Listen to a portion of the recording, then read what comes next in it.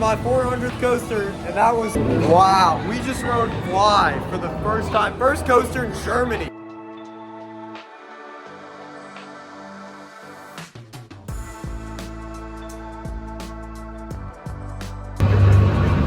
Wow. Which park are we at today? Phantasialand. Phantasialand. We are going to ride Fly first. Look, the operators are coming down to open and we're staying at Charles Lindbergh right over there. So we got the fast pass, and we're gonna skip the line and get one of the first rides of the day.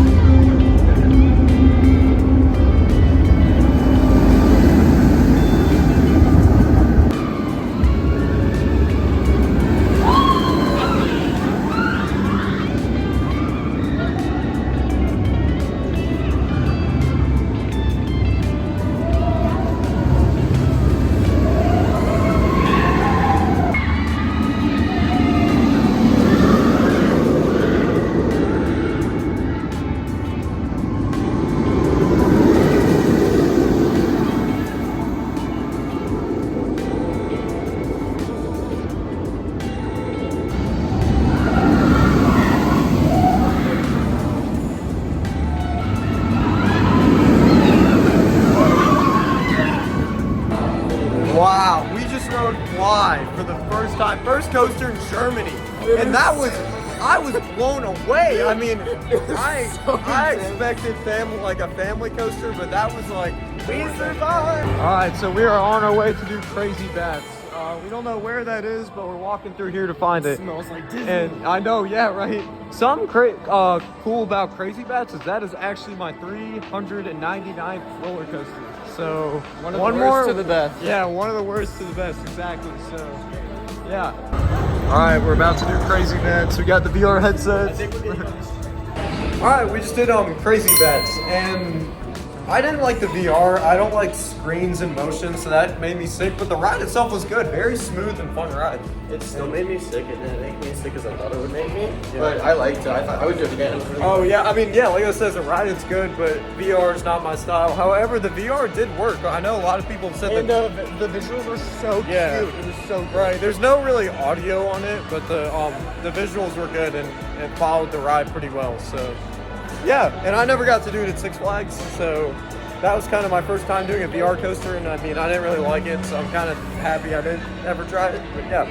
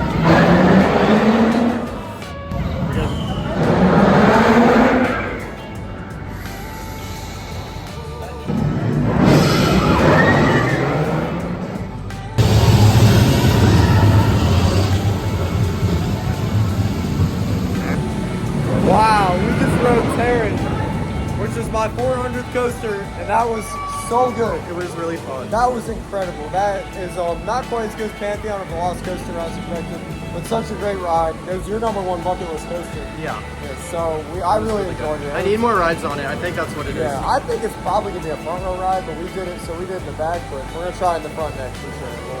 We'll wait hours, but really good ride. Intimate always does it well, so super good. All right, we are getting on rig. It's got a single rider line, so we're doing that. And we just walked right onto it. Here we go. First Vekoma family boomerang.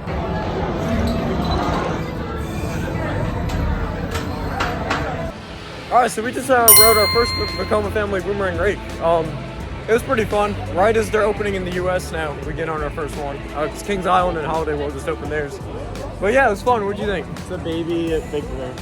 Yeah, little fun junior coaster. Okay. All right, we're doing Mystery Castle, which is an indoor drop tower. Dane, it's an Intamin, right? Colorado Adventure, it's an Intamin. Yeah, then probably gonna hit Colorado Adventure next.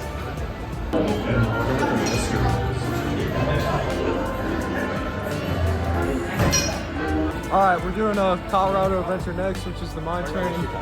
25-minute wait, right? Yep. And then We just did Mystery Castle. yeah, Mystery Castle's pretty So good. good. Yeah, fun ride, but we're almost done with the credits. We just got to get Colorado Adventure, Windjass, both sides, and Black Mamba. That's the biggest coaster we've not done here yet, so gonna do those. Haven't heard that one, have you? Colorado Adventure. That was insane. That was fun. Rolling 5 seconds. So we just rode Colorado Adventure, and that was awesome. That was so good. Holy cow, dude. So good. The airtime, the laterals, amazing.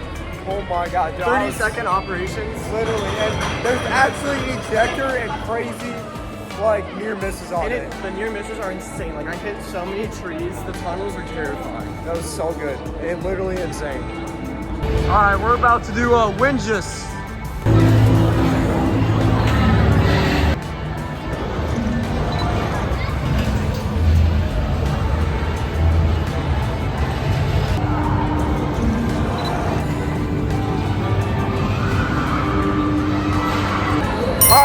Rode Windjass, which is my new favorite Mauer spinner, just gonna say it. And Force and Fear are the two sides. Fear's better. Spoiler alert coming, Fear was definitely better. Holy cow, that first drop was good. And This then, airtime, this is like outer bank thingy, I don't know. yeah, it's such a unique little ride. I love this coaster. This is great.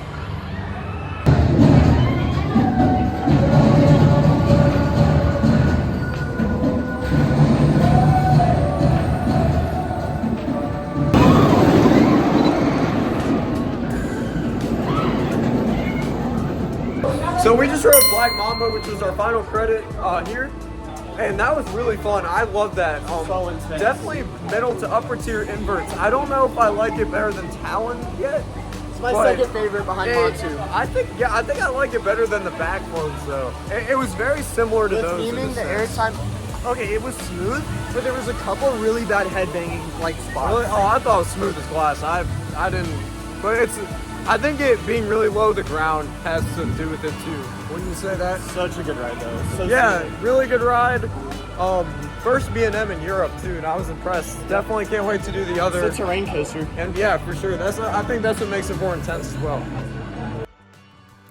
After spending a day and a half at Phantasialand, I can confidently say that Phantasialand is a marvel of a theme park and without a doubt one of the best out there.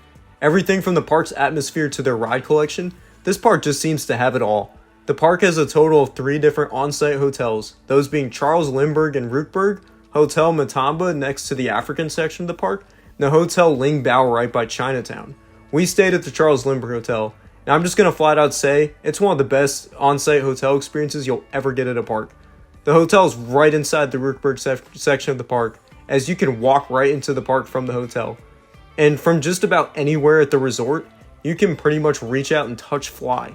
The hotel comes with breakfast right before park opening, 1 free skip the line pass for fly for each guest, a dinner after the park closes, even letting guests walk around the Rookburg section after the park is closed. The hotel also has a rec room and a bar next to the dining area. Staying at Charles Lindbergh, it costs about 409 euros or 446 US dollars for 2 people to stay in 1 capsule.